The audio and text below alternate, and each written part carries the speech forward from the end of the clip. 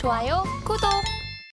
오늘 우리 시장에서 개인 투자자분들이 가장 많이 검색한 검색 상위 종목들 만나보는 시간입니다. 시장에서 화제가 됐었던 오늘장 핫스탁5 종목들 지금 바로 확인해 보시죠. 네, 오늘장 핫스탁5 종목들을 한번 살펴볼 텐데 우선 이 중동에서의 긴장 고조로 인해서 유가가 좀 계속해서 오르는 흐름이죠. 국내 정유주들도 힘을 받았고 해운주들도 좀 상승세가 나타났습니다. 또 이 밖에도 전선 설비 업종이 좀 강세를 보였는데 우선 종목들 종가부터 짚어보도록 하겠습니다. 자, 오늘장 종가 기준으로 우선 JNTC는 상한가 풀리지 않으면서 마감이 된 모습이고요. 흥하해운이 13%대, 중앙에너비스가 강보합권 수준에서 마감이 된 모습입니다. 자, 이어서는 장중 주가 흐름도 짚어보도록 하겠습니다. 자, 최근에 이 반도체 기업들이 잇따라 유리기판을 신사업 분야로 좀 채택을 하고 있는 흐름인데요. JNTC도 이에 도전장을 좀 던졌습니다. 그로 인해서 기대감에 오늘장에서 상한가 풀리지 않으면서 마감이 된 흐름이었고요. 자, 이어서 다음 종목도 살펴보도록 하겠습니다. 해운 관련주들은 시리아 주재 이란 영사관의 피폭 이후에 이스라엘과 이란 양국 간의 갈등이 점차 커지면서 영향을 받았다라는 분석이 나오고 있습니다. 흥하해운 같은 경우에는 장중에 이 탄력도 강화가 되면서 13%대 상승 마감을 기록해줬습니다. 자, 이어서 다음 종목도 살펴보도록 하겠습니다. 자, 이어서는 대원전선을 좀 짚어볼 텐데요. 최근에 구리 가격 상승과 더불어서 AI 발전에 따른 전력 수요가 증가를 하고 있죠. 이에 영향을 받으면서 주가가 오르고 있다라는 이야기가 나오고 있는데요. 다만 탄력은 장중에 다소 둔화가 되면서 7%대 상승 마감을 보여줬습니다. 자, 다음 종목도 살펴보도록 하겠습니다. 중앙에너비스 일단 짚어볼 텐데 종가 기준으로는 강보합권 수준에서 마감이 된 모습인데요. 중동 국가 간의 군사적 긴장감도 고조가 되고 있고 이에 국내 정유주들도 강세를 좀 연이 이어나가고 있는 흐름입니다. 올 들어서 계속해서 국제 유가도 상승세를 보였는데 이스라엘과 이란의 군사적 충돌로 인해서 더 크게 오를 수 있겠다라는 관측도 지금 나온 상황이죠. 다만 탄력은 다소 둔화가 된 흐름이었고요. 자, 이어서 다음 종목도 살펴보도록 하겠습니다.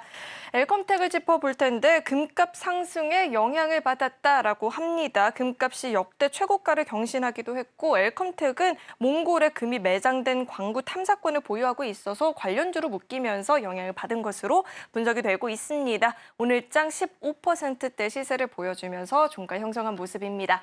자, 이렇게 오늘장 핫스탁5 종목들이 공개가 됐고요. 이어서는 우리 강사님과 함께 한 종목 한 종목 자세하게 이야기 나눠보도록 하겠습니다. 자, 강사님, 네. 저희가 어떤 종목부터 한번 짚어보는 게 좋을까요? 네, JNTC부터 보겠습니다. 네, 오늘 일단 제일 강했던 종목 중에 하나인데 어떻게 보고 계실까요? 네, JNTC 좀 말씀을 드리겠습니다. 제가 아까 시황 부분에서도 강조드렸지만 유리기판 섹터의 대장입니다. 일단은 피롭틱스가 대장이었는데 오늘 한정에서 대장의 지위를 물려받았다 보시면 되고 이슈 하나 말씀드리면 TVG 방식 유리기판을 개발 중이라고 하네요. 연내 시제품을 공개하겠다 이런 이슈가 언론에 도배되면서 수급이 몰렸고 결국 상한가 마감했다 보시면 됩니다. 구체적인 가격 전략은 일봉 차트 보면서 좀 말씀을 드리겠습니다. 우선 거래 대금이 굉장히 많이 터졌습니다. 4,300억. 근데 우리가 거래 대금을 볼 때는 어떤 부분 유의해야 하냐면 이전과 대비해서 얼마나 터졌는지 평균적으로 얼마가 터져 왔는지 정도를 보셔야 됩니다. 이전에는 거래 대금이 많이 터지지 않았어요. 제가 확대해 보면 한 200억 정도 터졌는데 여기 한 20배 정도가 터진 겁니다. 추세 상승하면서 52주 신고가 찍으면서 매물대 소화했던 차트였고 전고점 라인, 박스권 라인의 저항 라인을 돌파하면서 장대 양봉이 나왔다 보시면 되는데 우리가 트레이딩 관점에서 보자면 시간의 단일가입니다. 시간의 단일가 보시면 마이너스 5% 가까이 빠졌습니다. 교환 청구권 관해서 이슈가 있었기 때문에 마이너스 5%가 빠졌다 보시면 되고 아마 내일장은 여러분들도 예상하셨다시피 시가 갭 하락해서 뜰 겁니다. 갭 하락해서 뜨면은 이 차익 물량이 많이 나올 겁니다. 상한가 따라잡기 하신 분들, 박스권의 지지 라인에서 담으신 분들의 차익 물량이 나올 때 오히려 눌림 구간에서 우리가 짧게 치고 나오는 전략을 수립할 수 있는데 가격적으로 보자면 한 2만 원 아래가 될 겁니다. 제가 시간을 달리니까 다시 보자면 29,900원이니까 한 25,500원 부근에서 출발할 겁니다. 개파락에서 출발할 건데 2만 원 이하에서 담으신 다음에 손절 라인은 짧게 잡으셔야 됩니다. 손절 라인은 마이너스 3.5% 스탑로스 걸어놓으시고 2만 원 이하에서 분할 매수하신 다음에 최종 목표가는 22,500원 잡고 대응하시면 될 것 같다라는 말씀을 드리겠습니다. 우선 오늘 상한가 마감을 보였었던 JNTC부터 짚어봤는데요. 2만 원 이하에서 공략을 하시고 손절 라인은 3.5%가 넘지 않는 선에서 잡아보는 게 좋겠다라고 전략 짚어주셨습니다. 자, 이어서 다음 종목도 살펴보도록 하겠습니다. 자, 이어서는 순서대로 진행을 좀 해볼까요? 자, 흥하해운인데 해운주들이 좀 힘을 받고는 있는데 연속적인 상승이 나타날지도 궁금하거든요. 어떻게 보고 계실까요? 네, 흥하해운, 해운 관련주 모멘텀에 대해서 좀 말씀을 드려보겠습니다. 우선 중동 관련해서 지정학적 불안이 계속 유지되고 있는 상황입니다. 해운 관련주 수급이 몰리고 있는 상황인데 사실 재료적으로 봤을 때 그렇게 강한 재료, 즉 연속성이 있는 재료는 아니다라는 개인적인 생각을 말씀드립니다. 연속성 있는 재료가 아닌데 추세 상승하면서 수급이 왜 몰리고 있냐 궁금해하시는 분들이 계실 건데 지금 코스닥 한정에서 시장이 굉장히 안 좋죠. 뚜렷한 섹터가 없습니다. 바이오는 HLB 그룹주 ADC 섹터에 수급이 몰렸다가 눌리고 있는 상황이고 반도체 역시도 피로틱스라든지 기존의 어떤 유리기판 섹터의 수급이 빠지고 있는 상황입니다. 자, 그러면 그 수급이 어디로 가느냐? 결국 원자재 섹터나 해운 섹터에 몰리고 있기 때문에 재료 프리미엄 붙여서 A급 정도 가는 재료다라고 보시면 되고 구체적인 가격 전략은 일봉 차트 보면서 좀 말씀을 드리겠습니다. 자, 보시면 단기 추세선 그을 수 있는데 일단 우리가 이렇게 봤을 때 전고점 라인 1월 17일에 경신했던 5,300원을 강하게 뚫을지는 미지수입니다. 저 라인을 잡지 마시고 짧게 치고 빠지는 전략 수립해 드릴 건데 단기 추세선 하나 그어보겠습니다. 자, 이렇게 그을 수 있는데 지금 추세 지지 라인까지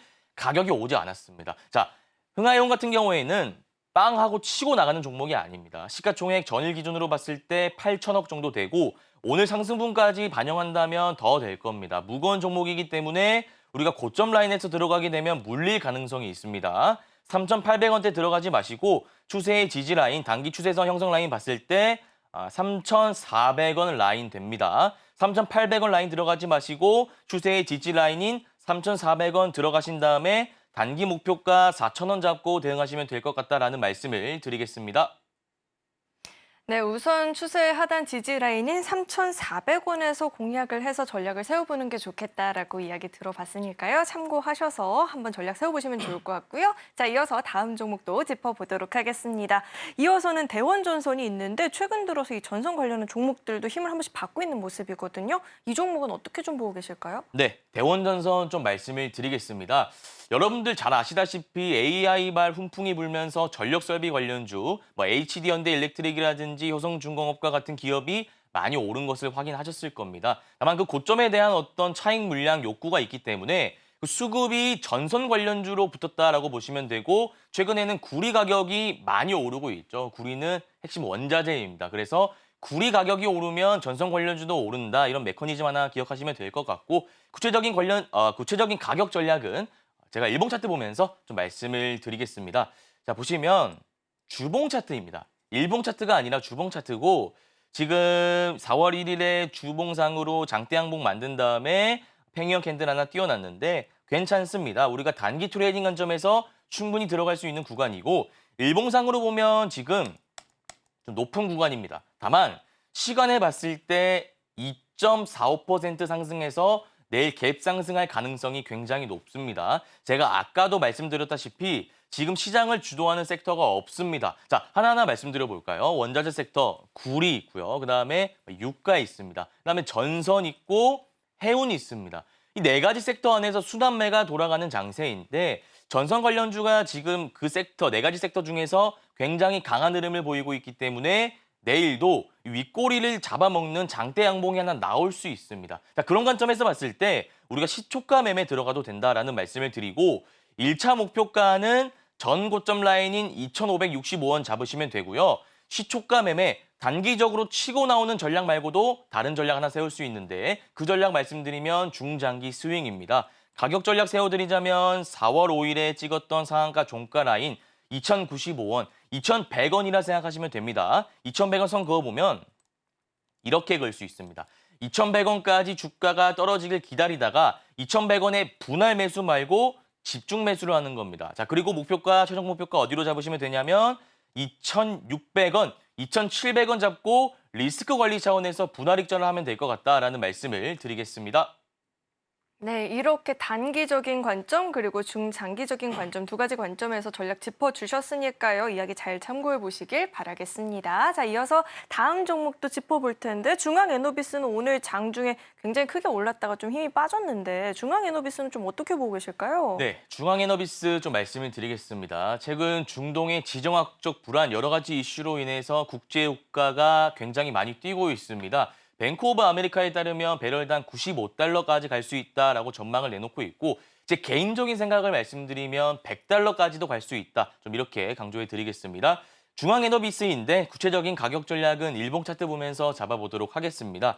자, 흥구석유도 있고 한국석유도 있는데 제가 중앙에너비스 가져온 이유는 기존의 대장이 흥구석유인데 그 대장의 지위를 일시적으로 물려받아서 대장의 역할을 할 수 있는 종목이기 때문에 중앙에너비스를 가져왔다 보시면 될 것 같고 지금 장대 양봉 이후에 팽형 캔들 음봉으로 나왔는데 종가 라인을 크게 훼손하지 않고 어느 정도 지지하는 캔들이 나왔습니다. 자, 그러면 이 다음날 우리가 장대 양봉을 하나 기대할 수 있는데 이 패턴은 저희 방송 함께 하시는 분들을 잘 아는 패턴이죠. 양 패턴입니다. 지금 음봉의 위치가 굉장히 좋기 때문에 다음날 시가에 들어가서 최종 목표가 26,000원 잡고 짧게 대응하면 될 것 같다라는 말씀을 드리겠습니다.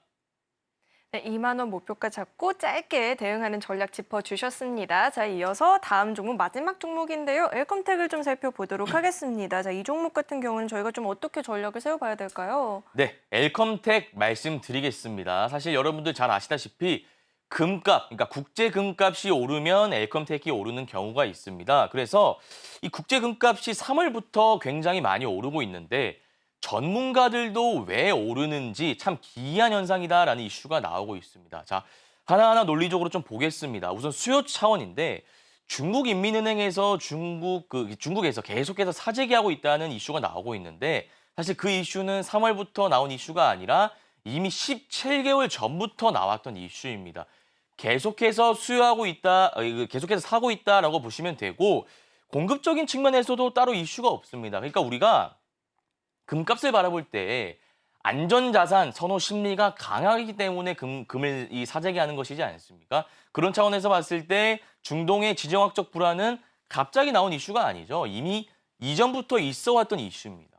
근데 시점을 봤을 때 굳이 왜 3월부터 국제 금값이 급등했는지 전문가들도 모른다 이겁니다. 저도 잘 모르겠습니다. 그래서 기이한 현상이 벌어지고 있다 보시면 되고 어쨌든 국제 금값이 최고치를 경신하면서 너무나 많이 오르고 있기 때문에 관련주인 엘컴텍도 한 차례 더 오르면서 2파까지 갈 수 있다 보시면 되고 구체적인 부분은 제가 일봉 차트 보면서 좀 말씀을 드리겠습니다. 보시면 매집봉이 있습니다. 자, 이런 게 다 매집봉인데 자, 제가 중소형주, 그러니까 전일 기준으로 1,100억 정도 되는 중소형주잖아요.